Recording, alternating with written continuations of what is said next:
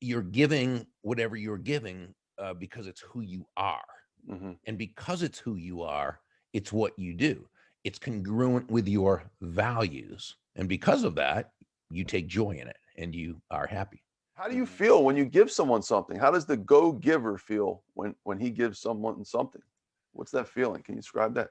Well, I mean, I think when someone is focused on providing value to others, I think it's in alignment with, it's congruent with their values. You know, if you look at the happiness, okay, and a dictionary definition of happiness is the mental feeling of well-being, Mm-hmm. which is pretty much as human beings what we strive for.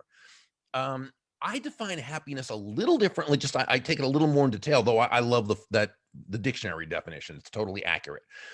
I like to define happiness as a genuine and ongoing feeling of joy and peace of mind, the result of living congruently with one's values. Wow. Did you So, memorize that? huh? Well, I only rehearsed it like a million times. Okay.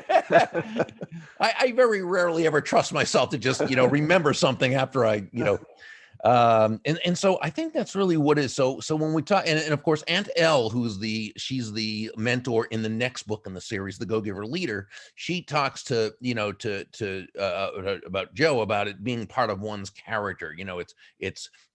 What you say is certainly important, but it's probably the least important. What you do is more important, but who you are is the most important. That's where character comes into play. But Right. when you're a certain way, you like we say, you give because, and Pindar said this in the story. You give, and again, when we say give, we're talking about value. However, we're defining that in this case. Value's definition is the relative worth or desirability of a thing, of something, to the end user or beholder.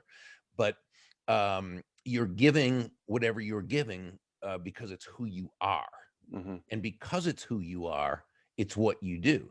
It's congruent with your values. And because of that, you take joy in it and you are happy.